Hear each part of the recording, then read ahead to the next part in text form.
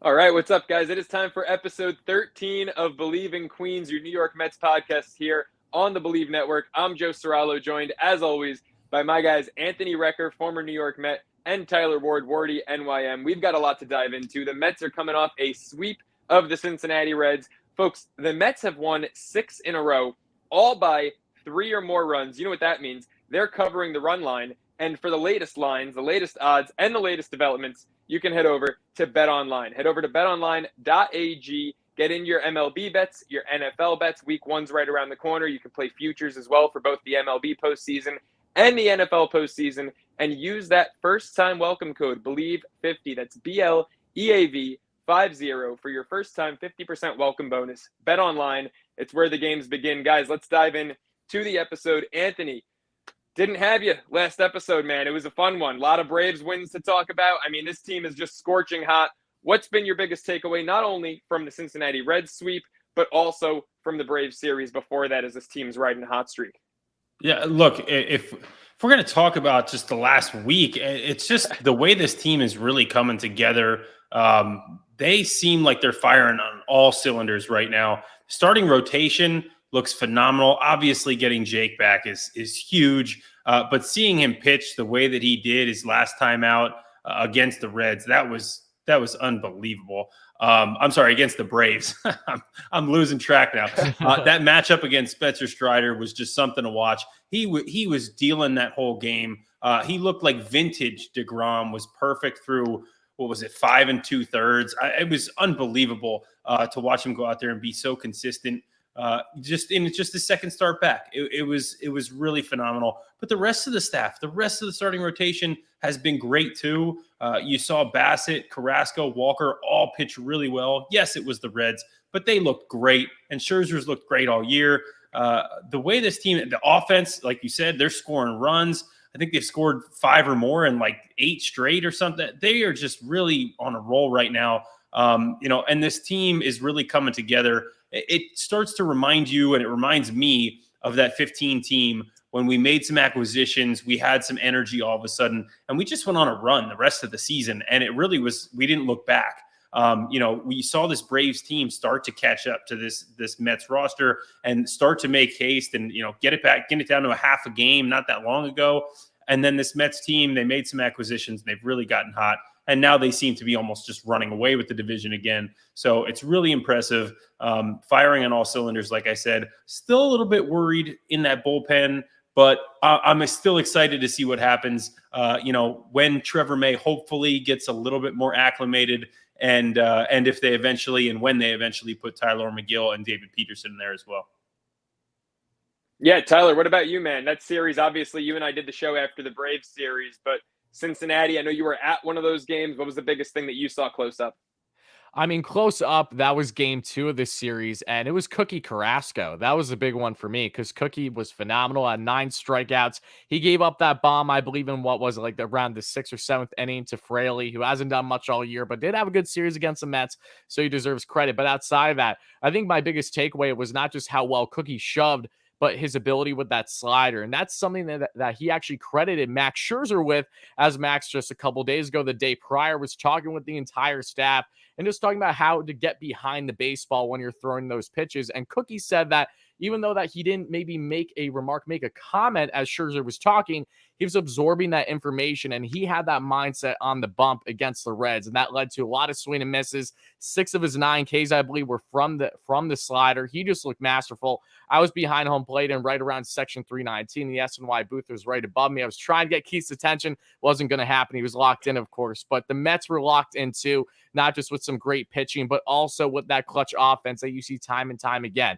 In game 1, when they won 5-1, who were the stories of the game? You saw a lot of big guys. Charlie Marte with a 2-run bomb early. Then you saw Daniel Vogelbach with an RBI single. Vogie, I have a lot to say about Vogelbach, but I feel like I do every single time that we record since the Mets acquired him. He's just been that good for the Mets.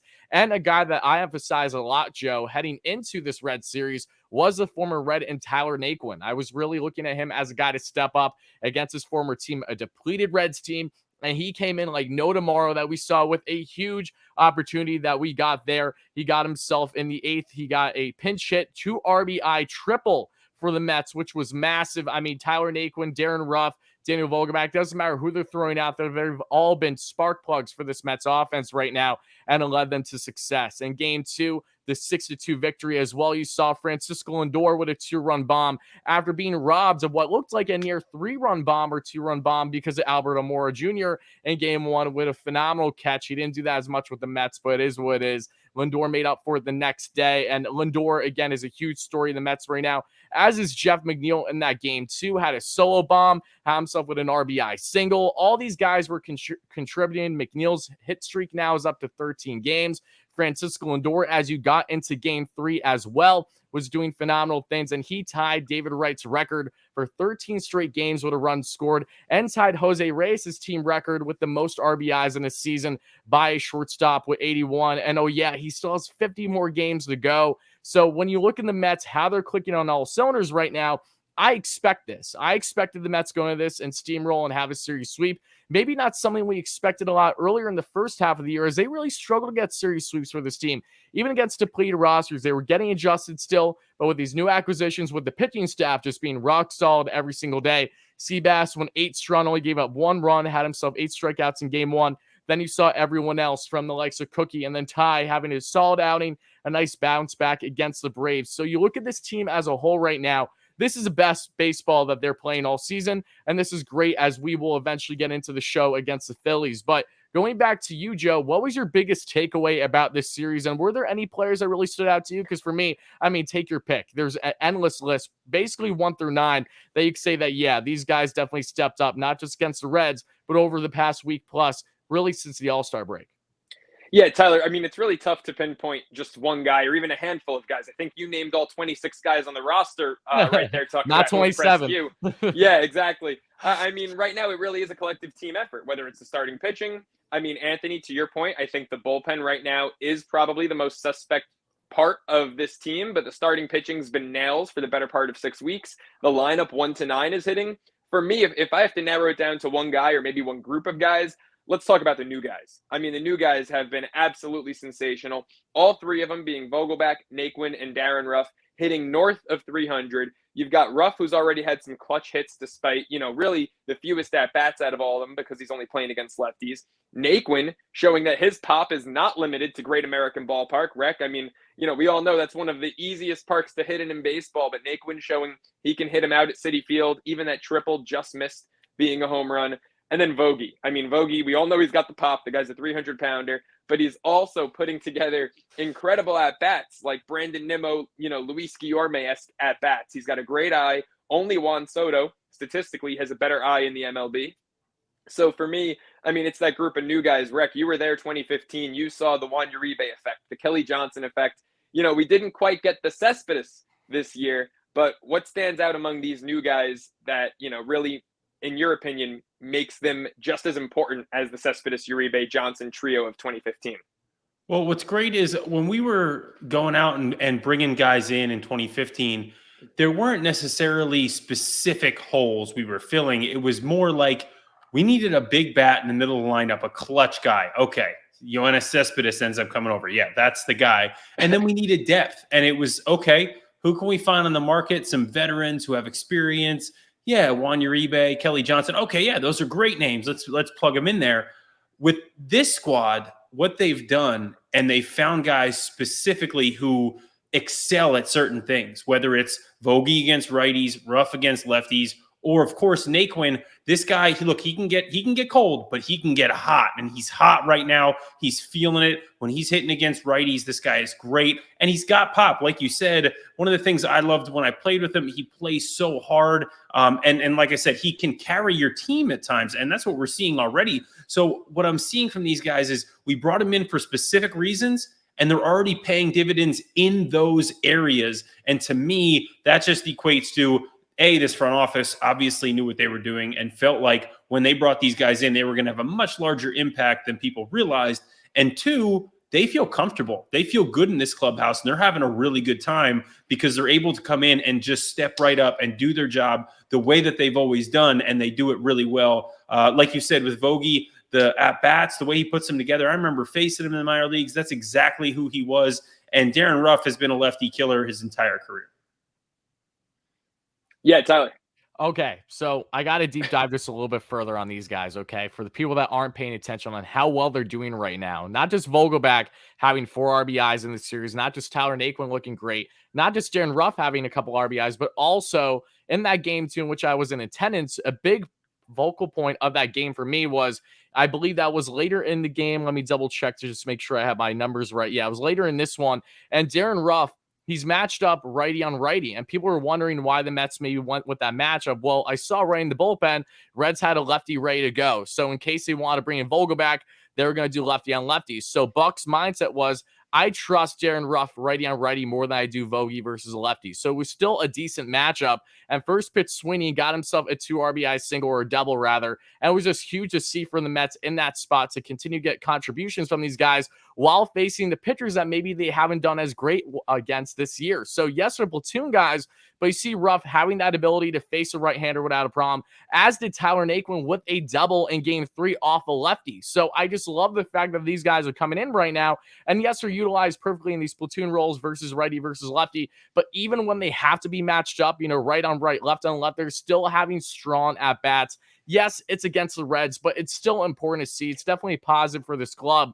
And overall for the Mets right now, when you look at Daniel Vogelback, 2 home runs, 10 RBIs, a 341 average, over 1,000 OPS in 15 games. Tyler Naquin, 3 home runs, 7 RBIs, a 367 average, and over right around 1,300 OPS in 10 games. Darren Ruff, 5 RBIs in 5 games with 333 average and an 800 OPS. So talk about consistency. That has been this entire group that Billy Epler acquired leading up to the trade deadline, and it's paying dividends like no tomorrow for this Mets club that is truly riding high, as they have a big stretch of games coming up starting tonight at the time of people watching or listening to this for Bleav in Queens episode 13.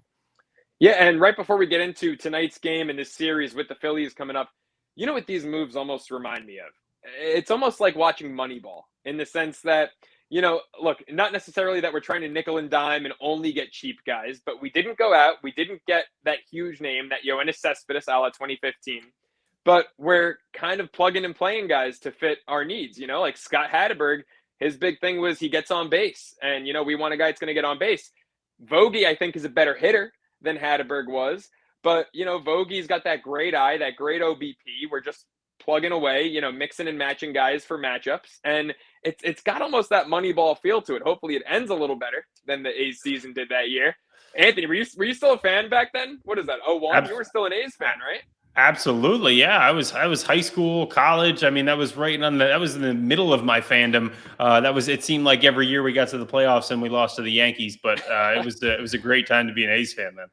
Yeah, I mean, does this remind you of that a little bit? Not necessarily the biggest names. Obviously, look, we came into the season with the star power. We had the Alonso, Lindor, Marte, preseason. But with these acquisitions, a lot of unsung heroes lately. Any similarities there for you?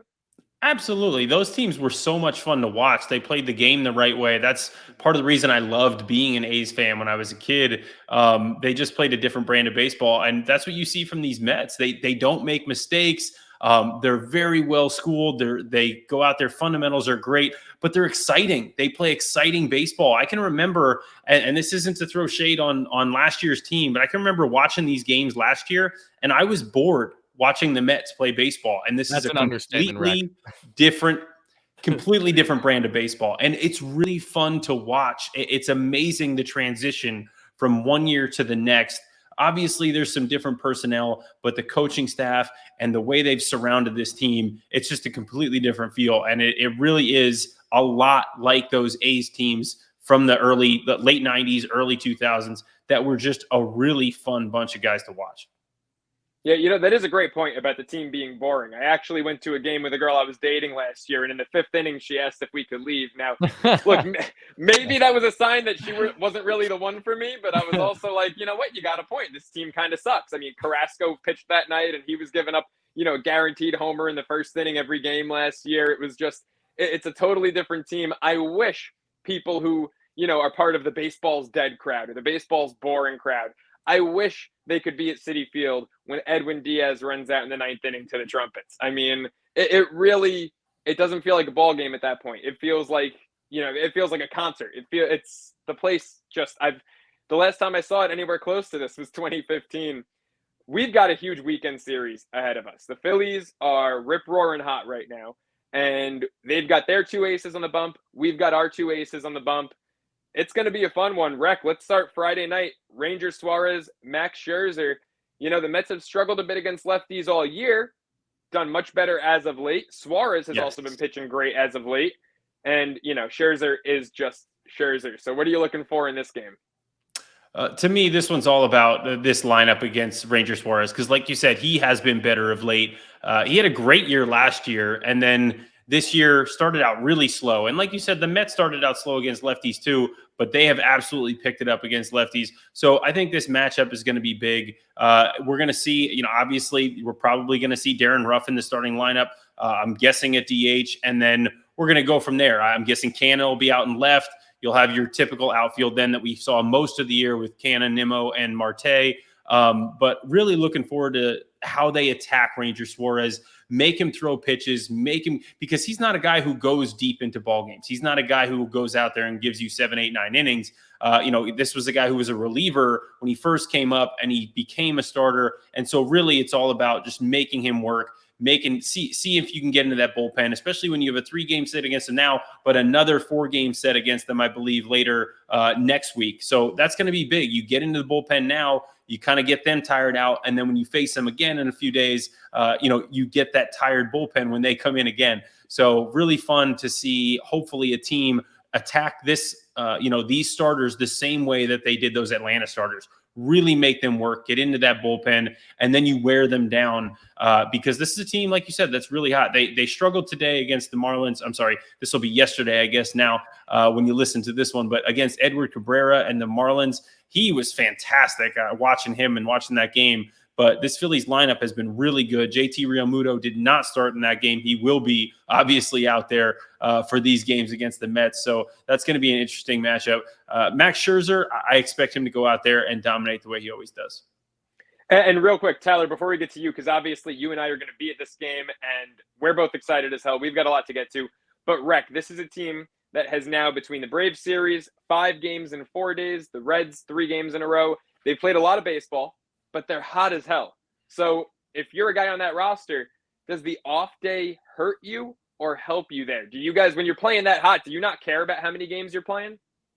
No, the off days they're always welcome. They're always sight for sore eyes, especially after that 5-game set in 4 days and then 3 against the Reds. And look, those Reds, by the way, they came in playing pretty good baseball, even though they have sold the farm, if you will. You know, they came in winners of 3 of their last 3 series. So, you know, for the Mets to just handle them the way they did, I thought that said a lot about them. But yeah, no, I don't think the off day is going to affect them at all. I think it's very welcome. I was a little worried that there'd be a letdown in the Red series from such a high energy Brave series that they just had. That didn't happen. And I don't expect there to be any letdown in a big series against Philly. And it's always a fun series against Philly. There's always a little bit of extra juice in your veins for this one. Yeah, definitely. Tyler, look, we got Scherzer on the bump, man. I'm freaking stoked. There's no other way to put it. It's my first and only regular season trip, and I emphasize regular season trip, to Citi Field that I'll be making this year. So the fact that we get to see Scherzer in the black unis on a Friday night, I mean, how excited are you? And then, of course, what's the biggest thing you're looking for in the matchup? Oh, I'm absolutely pumped. I've been spoiled. This will now be, I'm pretty sure, my 4th time seeing Mad Max in person this year. I feel like every single time I go to games, he's on the bump, and he's been an absolute stud every single time. So it's going to be electric. As Joe already alluded to, both him and I will be in attendance for this game tonight at the time of recording this, whenever you guys are watching this, rather, or listening. And Rec is going to be covering the game as well for Apple TV. So we're all going to be doing this in a different way, absorbing this Mets matchup Friday night in the black jerseys. It's going to be an absolute blast. But I'm excited for Max. I think this is huge for him. I could be wrong, but I know that for certain. Yeah, I actually am wrong, so I'm not even going to bother saying it. But I know that that series, I'm pretty sure when Max was pitching, maybe it was the Black Unis or when the Mets wore the Black Unis, rather, when they had that combined no-hitter against the Phillies. And then Max pitched, I believe, the final day. That was a Sunday night game, and the Mets still won. There was a lot of home runs going left and forth, but the Mets still got the series dub without a problem. And I expect the same, and I think Max is definitely going to put a statement down on this Phillies team. Granted, they have been red hot. Let's not forget that. post All-Star break, especially as great as the Mets have been, the Phillies have been right behind. They've been neck and neck right now and how well both these teams have been performing respectively. The Phillies are 62-49 on the year. They're 10.5 back of first place in the NL East, but they are currently in the second wildcard spot at the time of recording this. So they're locked in for playoffs as we speak, and they're definitely going to try to continue this hot wave of a push. Yes, they lost today 3-0 to the Marlins at the time of recording this, but they're still going to come guns a-blazing. And I expect Max too. Now, on the season for Max, he's 2-1 against the Phillies with a 4.24 ERA.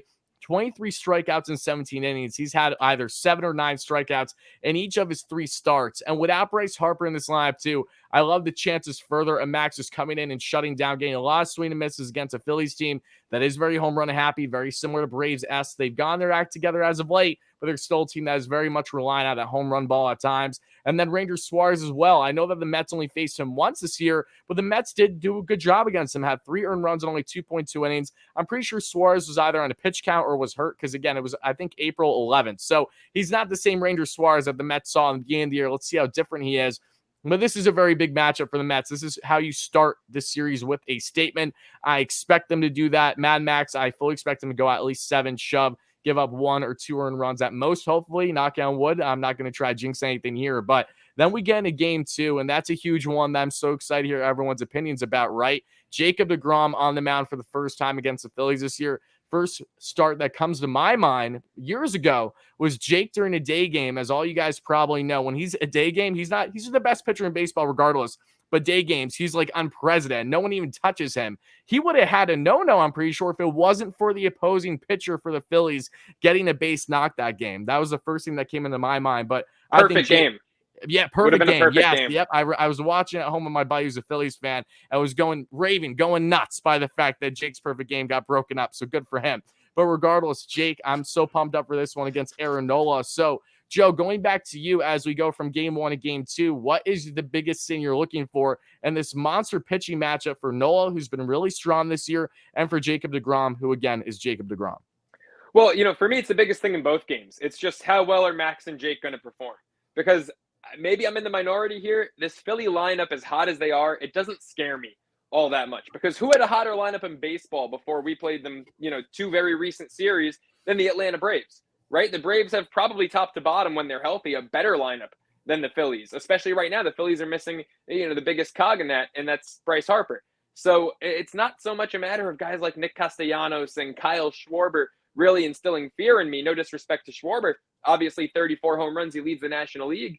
But, a guy like Max, a guy like Jake, when they're on, they're putting the ball wherever they want, right? They're pulling strings on their changeups. Jake, I feel like we've barely even seen his changeup because his slider's 96 with razor blade movement. I mean, it's stupid. It really is stupid. I'd say it's like you're watching or like you're playing a video game, except you can't make a slider in the show go 96 miles per hour. The game won't actually do that.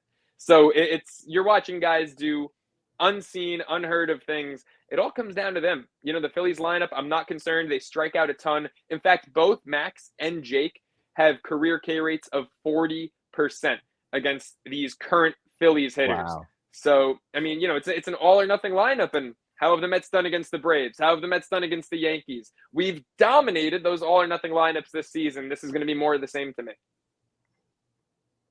I don't know. Do I sound a little too cocky, Anthony? I mean, correct me if. Look, when you talk about Jake against these Phillies, like you guys said, I love the matchup. I think he's going to dominate. I think Max is going to have a really good series, really good game tomorrow night or tonight as you're listening to this. This is going to be a fun one because realistically, getting to see these two back-to-back again against a team like Philly that's in our division, that's always been a rival. And like we said, they've been hot. I really like seeing guys like JT Realmuto, guys like Alec Boehm's been hot. Rhys Hoskins has been hot. So all these guys really got it going right now, and they're about to face 2 of the best pitchers in the National League, if not the 2 best, certainly the best in Jake. And I think it's a bigger test than they are probably ready for. All that said, I will say that this Philly team has surprised me a little bit, whether it's been of late or on the season, just ever since basically they parted from Joe Girardi. they've really been pretty consistent because they've been getting good starting pitching, which we knew they would all year. But this offense has come around to the point where Alec Boehm has been really good. But these guys do have some splits against righties and lefties that favor left-handed pitching rather than right-handed pitching. So having our two guys on the mound in Max Scherzer and Jacob deGrom in the first two games, obviously both right-handers, and looks like Chris Bassett probably for game 3. It's going to be a tough matchup for these Phillies facing the Mets starting rotation right now because they're just as hot on the other side, and it's really going to be a fun matchup. What really comes down to me is actually going to be the bullpens, because we're going to get good pitching from the Phillies. They got Wheeler going in that third game. That's going to be a fun one to watch. He's always done pretty well against the Mets, and honestly, Aaron Nola has struggled at times against the Mets. So this will be really interesting. I love Pete against Aaron Nola. That's always been a fun matchup to watch. This is going to be a lot of good individual matchups throughout this series, but I think it's going to come down to the bullpen. Edwin Diaz, he hasn't been used. He wasn't used at all in that Red series. Is there a little bit of rust there? I don't know. We'll see. That has not affected him all year when he's had longer layoffs. So I think he'll be just fine. And I think this Mets team has a really good shot to at least take 2 out of 3, if not sweep it. And speaking of Nola, once more, before we get into, wrapping up game 3 and everything that else needs to be known about the series, Nola on the season has right under a 4-year rate and 3 starts. He's 0-2. He has 21 strikeouts and 16.1 innings. However, last time that Nola was on the bump against the Mets, he went 7 strong, only giving up 1 earned run. So the last time earlier this year, he definitely grounded himself versus his first 2 starts. And Nola was that story where last year he would have been such a better pitcher if he had a competent defense behind him. This year, he's been able to handle that, incompetent defense behind him still. It's not like it changed much. If anything, it got worse. But you look at this matchup for the Mets, and you're right. The Mets have had a lot of good matchups against Aaron Nola, but he, again, has really come a long way down the stretch this season, and it has helped fortify this rotation for the Phillies and make it far better than I think people seem to realize now that they add Noah, now that they add David Robertson to the pen. Their pitching has quietly gotten better. So it's going to be a very exciting matchup there in game 2 with Jake, who I'm just really curious to see if he's going to get upwards of 15 strikeouts or if he's going to be on the lower end of 10. I think he's really going to be strong for the Mets. If I'm being quite honest with you, putting all bias aside, if he can do 12 and not even 6 innings against the Braves, I feel decently confident about him carving up pretty well against this Phillies team without Bryce Harper too, for that matter. But Joe, any final takeaways on game 2 before we kind of deep dive more on game 3 and get into some further things about this matchup? Well, I'm going to yield my time, Your Honor, because I think Anthony's dying to say something. So. Go. I didn't even see. I'm a little disappointed that we're not going to get to hear Keith Hernandez talk during this series because, as you guys probably heard, he has requested to SNY not to cover the Phillies. He's sick of watching their incompetence, if you will. And I thought that was as Keith as it gets. This guy, look, I know Keith pretty well. I got to work with him. I got to play when he was calling games. There's nothing this guy says that surprises me or it takes me back. But I thought that was absolutely hilarious that he just came out and flat out said that on the air. But yeah, by the way, I don't want to watch these Phillies because you know what? Honestly, they're just not. They're terrible. They have bad fundamentals. They don't play defense. It was really funny, and I had to get that in there because my guy Keith, he let the Phillies have it a little bit. Did you guys see what was said? I'm sorry, Joe, to cut you off. Did you see what someone through NBC tweeted to Keith Hernandez yesterday regarding the Phillies? Oh, wasn't it when Alec Boehm made a play in the announcer? No. Oh, because the Phillies announcer it was went, how do you like that, Keith? Oh, wait, I'm sorry. Go ahead, Joe. Go. No. Alec Boehm just made like a decent play in the Phillies game last night, and their announcer goes, "Oh, was that good enough for you, Keith?" Like, what the hell? Like, you will never be as good as the Mets booth. I don't know what you're trying down in Philly, but what did you say? It was Castellanos making a routine catch and right, and then he threw it back to first, and they doubled up. I'm like, congratulations. Maybe Keith wants to make sure he doesn't watch the Marlins either because they have poor base running there. Like, I don't know what your takeaway is. I'm sorry. Like, is this really what we come to, Phillies fans? Come on, stop the nonsense. But yeah, the fundies are atrocious. Look, we've got plenty more in this series to talk about. But Anthony, just since you know Keith so well, and obviously since he's such an integral part of not only the Mets today as a broadcaster, but their history as a player, as a captain, as a World Series champion. Not too many Mets can say that. How awesome is it to see the role that he's had in the team this year with Steve Cohen, telling him, picking him up in spring training on the golf cart, being like, Buck Showalter being like, why aren't you around the guys? Why aren't you around the team? Being like, no, you're a part of this team. How much do you think that's really helped not only his relationship with the team, but also, I mean, these guys get to learn from one of the best gap-to-gap hitters and best fielders of his generation. Yeah, 100%. I think when Steve took over, before last season, he made it a point to start bringing guys around again, guys who meant a lot to this organization. Because Steve, I'm sure as a fan, just wanted them to be around. But yeah, to have that, the guys who came before you be a part of that clubhouse a little bit, just for a day or two here and there in spring training or whatever it may be, that interaction and picking their brain and talking to them. Look, I came up in the Oakland clubhouse and I had guys like Ricky Henderson around, and that stuff is invaluable.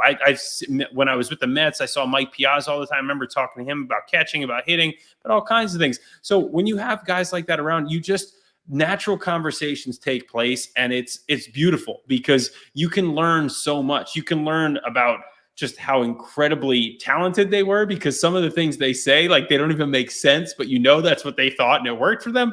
But then you also get to have some really good just nuggets of information that you can take and use in your game, whether it's mentally, physically, whatever it may be. It's very important to have guys like that around. And I think it brings the fans into a whole different level. I'm really excited for the old timers game that the Mets are throwing later this month. It's going to be a really, really fun time and a great time to be at Citi Field. So I love what Steve is doing, as far as bringing these guys around a lot more around the clubhouse and for these fans. Yeah, but how the hell are you not on that old timers roster? I mean, come on, guys. No, look. I love Josh Tolley. I was at the no-hitter, and him catching that, he'll forever be ingrained in Mets history. But he's on the roster. Why the hell aren't you? I mean, you absolutely, Anthony, you were a fan favorite, right? Forget being a starter versus not. You were a fan favorite. You belong on that old timers day roster. I mean, look, whether I do or not, I have no say in that. If they ask me, I will be there. That's all I'll say. Hopefully they do this down the road a couple of times, and I'll have my opportunity then. And if I do, by the way, I have to promise you, we were texting about this earlier, I can't hold back. So I'm probably gonna hurt somebody while I'm out there, and I'm not gonna feel bad about it because that's just the way I play. I'm sorry. That's the way I played. That's the way I play. We'll see what happens. Maybe I won't get an invite now. I don't know. All I ask, man, is like one of those balls in the top row right there is an autographed Ed Kranepool ball. And he is one of the most beloved members of the New York Mets franchise. If he's blocking your base path at first base, the guy's got to be pushing 80 now. All right, just take it a little easy on him. Maybe going for the dive, like head first, like foul side of the bag. Don't be running over Eddie Kranepool, all right? Maybe we'll have the softball bag, the extra bag on the outside, so I'll just run over that or something. There you go. I'm sure if you run into your old buddy Dude, I know you mentioned off air that you're close with him. Well, I mean, he might be delivering the hit at that point. He's that'd be some collision. That'd be boy. Yeah. Oof, you and Luca, did you guys ever like hop on a plank in spring training or anything? Settle it like football players? No, he's not that kind of guy, and neither am I. We're two big softies, man. That's why we got along so well. I love it.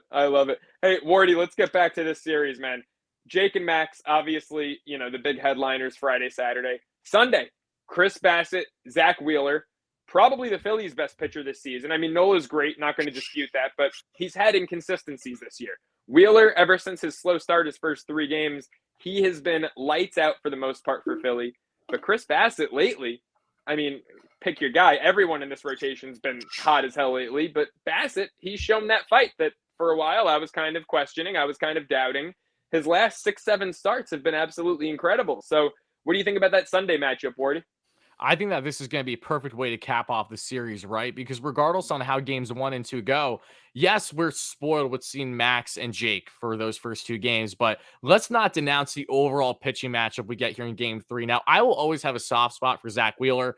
I'm one of those guys that is always a firm believer that he would still be in a Mets uniform right now if Steve Cohen bought the team a year earlier. I wish him nothing but the best. I don't wish him well in this start here, but other than that, I am always rooting for the guy. And Zach against the Mets this year in a couple of starts has done really well. He has a 1.69 ERA and a couple 0-1 win-loss record, 10 strikeouts in a little over 10 innings. Chris Bassett, however, has done really well in a handful of starts against the Phillies this year. A 1-0 record with a 1.54 ERA, 11 Ks in exactly right around just over 11 innings. So this is one where I'm really curious to see how the Phillies lineup is going to adjust. Are they going to look any different against Seabass with his 5 to 6 pitch mix, right? Or is that going to really throw them off and give Bassett that success that he needs to maybe give the Mets, I don't know, a series sweep or secure the series W?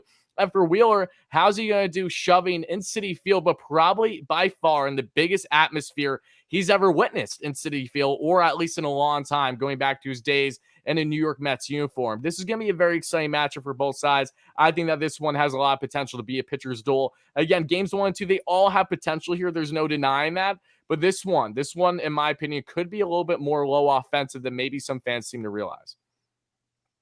Yeah, I agree. I mean, look, you look at the Phillies guys that they're running out there in this series, and Suarez, I think just like that start in early April, the Mets can run up his pitch count, get him out of there early. I mean, we lead the league in terms of getting opposing starters out before they conclude 5 innings. So Suarez, I think, can be another victim of that. Nola, you look at his numbers against the Mets, and the guy's a damn good pitcher, but Pete, Anthony, you mentioned that matchup.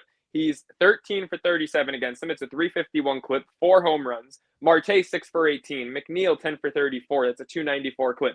Nimmo, 11 for 36. It's a 306 average, but he's also got 11 walks, good for a 468 OBP.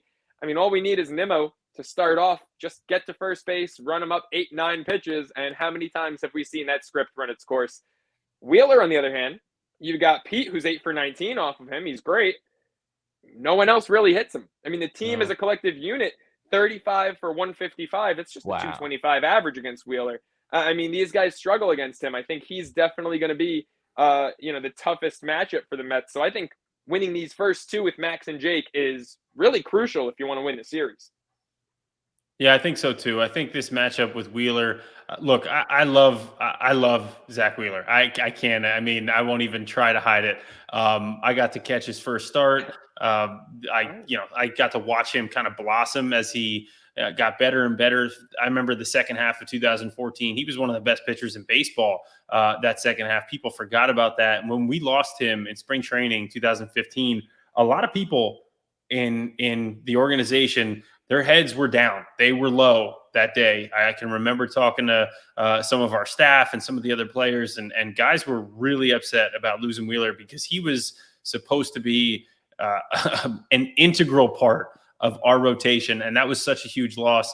He didn't get to be a part of that year at all, as far as at least being on the mound.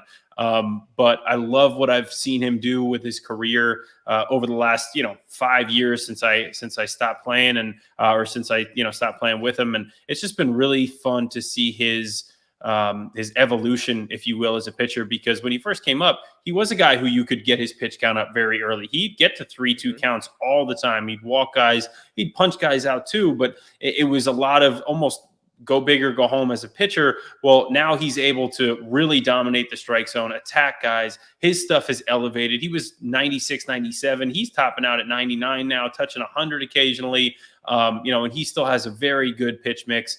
I love what he does. So this Mets lineup is going to have their work cut out for him in that last game of the series. But again, look, what they've done to him in the past, when they've gotten to him, it's been a couple of singles. They've stayed up the middle.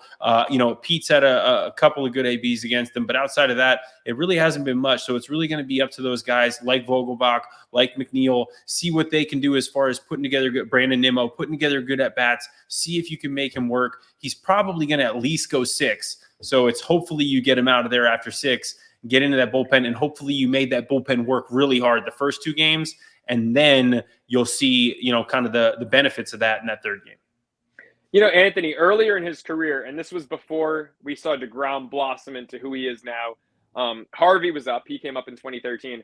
I thought of that young core the Mets had, even adding, Noah, Matz, obviously the 5 of those guys we thought were going to be all everything forever. I always said Wheeler had the liveliest arm. Now, you saw DeGrom in the minors. You talked about this a couple episodes ago, how you knew in the minors, like he had that it factor, that something special in him.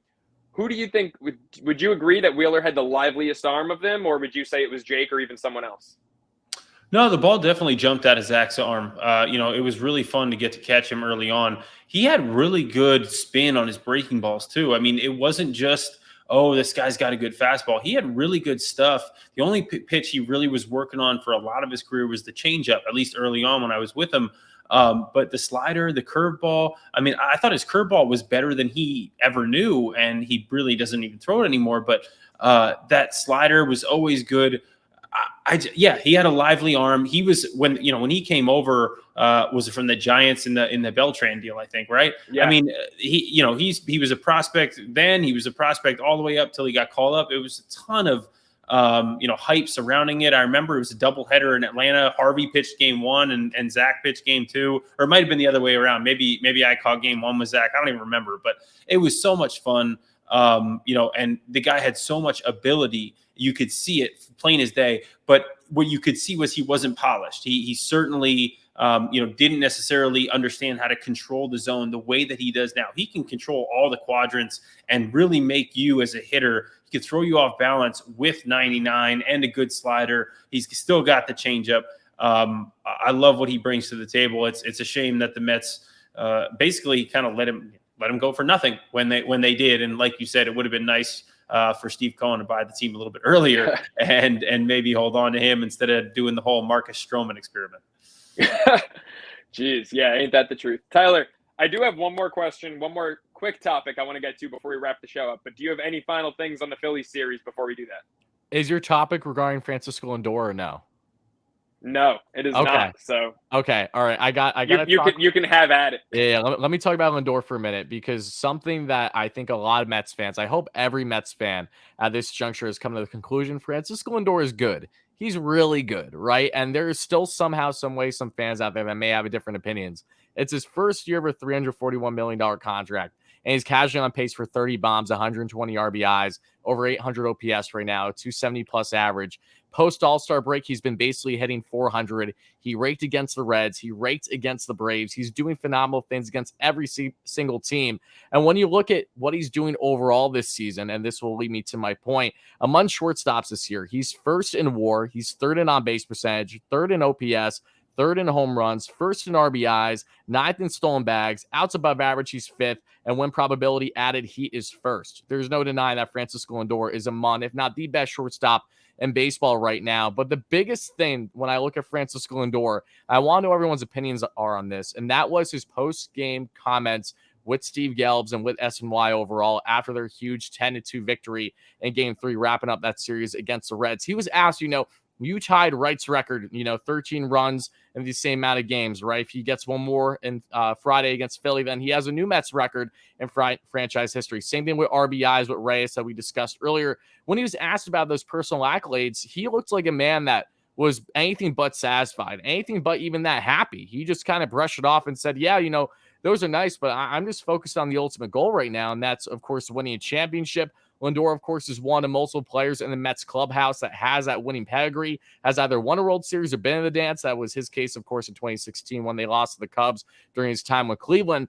But Lindor is so locked in right now to a point where, it almost feels like Jekyll and Hyde from what we got from Lindor at times last year during his first year as a New York Met.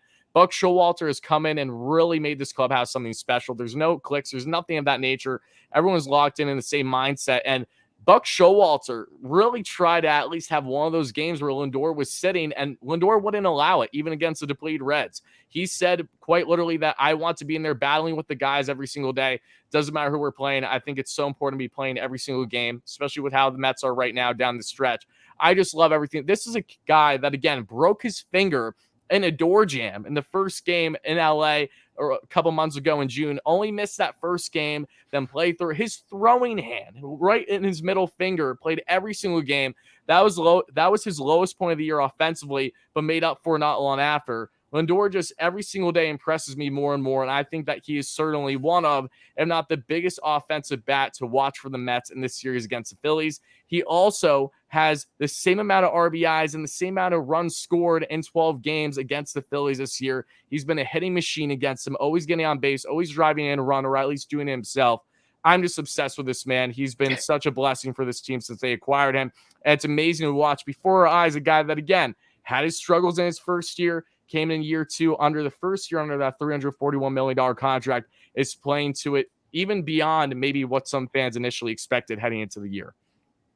I mean, Rec, you hear comments like that. He doesn't want to come out. Mets have a lot of guys like that. Alonso doesn't ever want to sit. McNeil and Nimmo. I mean, Buck's really got to, just put his foot down with those two guys to get them to sit.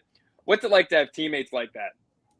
Oh, you got to love that. You got to love guys who want to be out there. I also see it a different way too. And I love the way Buck tries to work lineups and keep guys fresh off the bench, because you're going to need those guys too. And so it's a balance.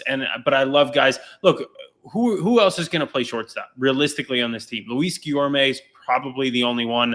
I'm not really going to hand it over to anybody else. So outside of that, and that's nothing against Guillorme, but that's a big step down. Defensively, Guillorme's great. Doesn't have the range that Lindor has. And offensively, of course, he doesn't have the power or some of the capabilities that Lindor has. So for Lindor to go out there, I think that's obviously something that's innate in him. I mean, getting to play with him, being in the same clubhouse with him in 2016 with Cleveland, in spring training was really cool. And watching him work, he was coming off a rookie year and not even a full season coming into 2016. But you could see, this guy worked so hard. He cared so much about getting better and being a part of the team. And I think what might be some of the problem was last year. I remember when he came over and when he came in, he just suddenly you could tell there was pressure on him, whether it was internally with himself or from the organization, to be a leader, to be someone who was vocal and talking all the time and getting in guys' face. And look, it's okay. And he is, that guy. He's an intense guy. He likes to work hard, but he's more of a, watch me, do as I do kind of a guy. And that is what I think he's been able to kind of fall back into now with this team, because they have so many other guys, whether it's Max Scherzer or Mark Canha or, Sterling Marte, whoever it is, they have a lot of guys who can be leaders in that clubhouse, plus Buck Showalter, plus a guy like Eric Chavez, who's the hitting coach, who was, one part of those A's teams back in the day that we talked about earlier. So, guys who have a lot of experience in that clubhouse takes a lot of pressure off him and allows him to just be himself. And I think that's what we're seeing. We're seeing Francisco Lindor being himself. And for those of, those people who would still say, oh, well, he still put up some better numbers in Cleveland. Yeah, maybe he did. But I can promise you that hitting in Cleveland is nothing like hitting at Citi Field. Hitting at Citi Field is not easy, guys. That place is tough. We talked about Jake being a day game guy. Part of that is because you cannot see the ball at day games at Citi Field. I swear to you, it is so tough to see the ball when you're hitting. Wow. But anyway, besides that, Francisco Lindor, he has been very good this year. We were just talking about this the other day on MLB Tonight. We were kind of ranking the shortstops this year and how they're playing. And I put Trey Turner first. I gave Dansby Swanson this much of an edge. I'm sorry, guys. I did. Like I said, I played with both these guys. I have so much respect for both of them. Yeah. And I hate to do it to Mets fans. I knew I was going to get flack for it, but I gave Dansby just the slightest, but it's literally just because of what Dansby showed me last year and then continued to do it this year. So the consistency, but from what I'm seeing from Francisco so far this year, it's been fantastic. You can't even argue it. He is one of the top 3 shortstops in baseball, and you can make a case that he's 1 or 2. He's right up there. Trey Turner, of course, has been fantastic as well. But it's really been fun to watch him kind of come into his own this year in New York and be himself again, driving baseballs, putting together good at-bats, stealing bases when he needs to, and, of course, playing great defense, which we've come accustomed to. Yeah, look, if you look at some notable Mets acquisitions, Carlos Beltran, Mets got him in 2005 and was really pedestrian. At the time, it was a record-setting contract. What did he do in 2006? Up until Pete broke it, Beltran tied the Mets single-season home run record. Edwin Diaz, 2019. Forget pedestrian, stunk, right? We all know it. Some people still have PTSD flashbacks. 2020, Edwin Diaz, and it doesn't get spoken about because the Mets stunk in 2020, and he only had 6 saves in that shortened Mickey Mouse season. I still don't count the Dodgers World Series win, by the way. But Diaz had a, 1.35 ERA in 2020? So you see that big jump in year 2. And Lindor, I'll go as far as to say that Lindor's jump started in late June of last year. He just had an abysmal first 2.5 months. Bingo. And then the bat woke up in late June. What we saw, The moment I knew Francisco Lindor belonged as a New York Met was the Subway Series. When him and Stanton went shot for shot, home run for home run. And I mean, Lindor just muscled a nice little flex there, Rec. I was just doing the Lindor, guys. I was just doing the Lindor. Exactly. And Lindor just, muscled this team to victory in that game. He said, look, you guys got Judge and Stanton. Well, Frankie and Pete, which sounds way more New York, by the way. Frankie and Pete, Ma don't get the gobble. But it's just like, we're here to stay. We're here to play. And Lindor is going to be a major part of this team's success for years to come. Now, look, before we wrap it up, I did mention that there was one other thing I wanted to get to. And for everyone watching, everyone listening, this is not scripted. They don't know what I'm about to ask. But Anthony, we'll start with you. Correct me if I'm wrong. You did take your family to Citi Field not too long ago, right? Was that your kid's first game? That was their. Well, they saw me a couple of times. They were really young, so I don't know how much that counts. But it was their first regular season game since I was playing, which was a long time ago. That's awesome. Well, look, Citi Field, I Bleav 7-8 straight years now, has been ranked the best ballpark for food in America. I'm making my one trip tonight, Friday night, to Citi Field of the regular season, and I can't wait because every year there's, just like there's new players, there's new acquisitions made on the food front. So, Anthony, got to ask you, twofold question here. What did you guys eat when you took your family to Citi Field, and what is your favorite food at Citi Field from even your playing days or your broadcasting days? I'm sure, they took care of you guys. So, twofold question there on the Citi Field food. It's a tough one. I could tell you when we were there, we tried to eat as many different things as possible. We're foodies. We love food. We tried to get I asked on Twitter before we went, I said, what's good? Because I had never eaten in the stands. I didn't know, I had never had anything out there. I was told about there's a filet cheesesteak out in center field.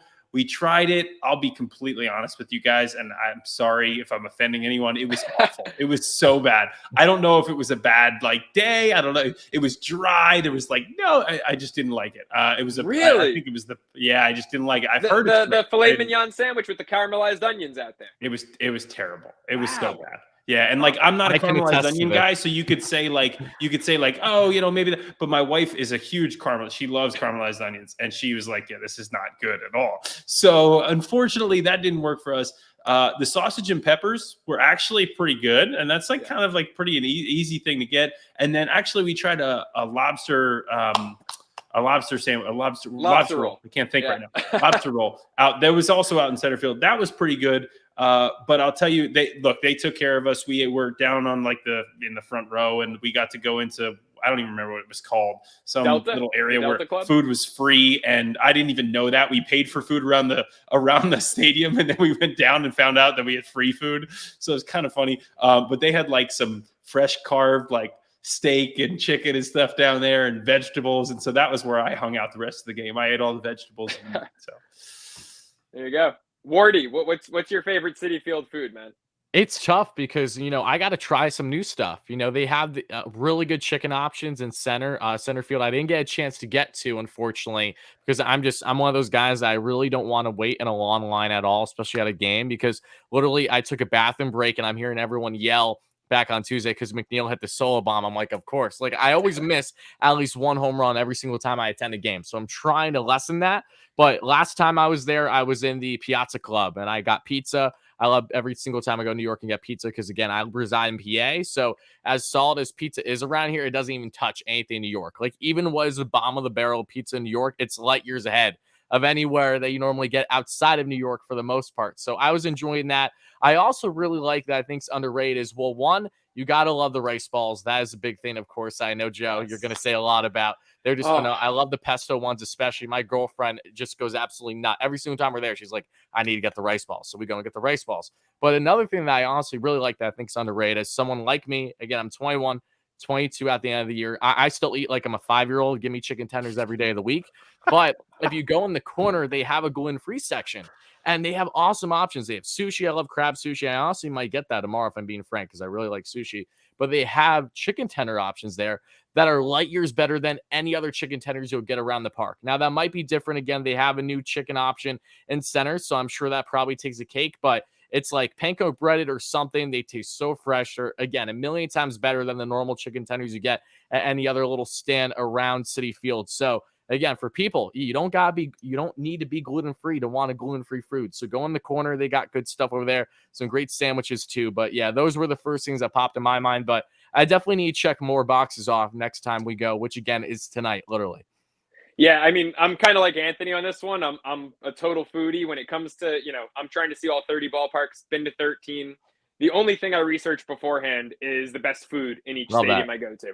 So, it's really important part of the whole, ballpark atmosphere for me. When I was working at Citi Field, I'd get people come up to me, say it's their first time, and I was like enthusiastic about, well, if it's your first time, you got to eat this, and then you got to go there and try this, and then top it off with, a wow-full waffles and ice cream or something at the end. Mm-hmm. Shake Shack's obviously delicious, but you can kind of get that anywhere now. It used to be more of like a ballpark specialty, and now Shake Shacks have been popping up everywhere. Usually love that filet mignon sandwich. I've had some really good ones. Really disappointed to hear that it did not go well, because I've had a lot of really good ones. I had it last year, Joe, and I legit couldn't eat it. It was that tough. Really? Thank you. Yeah. Thank you. It was dried I thought it was out me because everybody said it Oh. was great, and I was so confused. I was like, "This is just bad." It was really hyped up. Yeah, I don't know why. It was like Yeah. upwards of 20 beans I'm dropping for this thing. I'm not even eating half the sandwich. I'm like, what's the point here? Oh man, maybe the quality's dropped too, because I'm picky with steak, and tough steak, just throw it out at that point. I mean, I had a porterhouse tonight. Totally sidetracking here, but my dad and I went to a happy hour, and I had a porterhouse for two, done medium rare. That was like one of the best things I've ever eaten. It's so nice to be back in New York.